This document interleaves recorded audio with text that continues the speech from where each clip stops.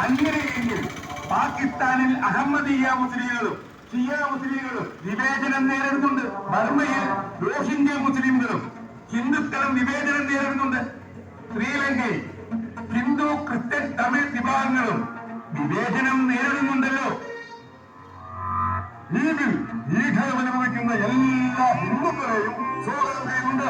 അപ്പോ മാപ്പിളമാർ മുസ്ലിമുകൾക്ക് മറ്റ് ഇസ്ലാമിക രാഷ്ട്രങ്ങൾ ധാരാളം ഉണ്ടല്ലോ, അവർക്ക് അവിടെ അവകാശമല്ലോ.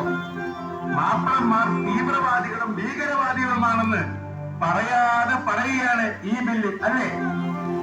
അല്ല, അതെന്ത് ന്യായം? ന്യായവും അന്യായവും ഒക്കെ അവിടെ ഇരിക്കട്ടെ പോയാ. അങ്ങനെ കാലം ചെല്ലുന്തോറും ഹിന്ദുക്കൾ വലിയ ശക്തിയാവും. അങ്ങനെ രാമരാജ്യം യാഥാർത്ഥ്യമാവും.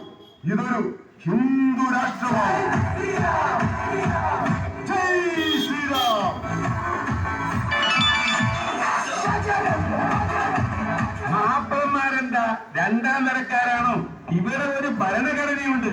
ആ ഭരണഘടനയുടെ ആർട്ടിക്കിൾ 14 എല്ലാവർക്കും തുല്യത ഉറപ്പാക്കുന്നുണ്ട്.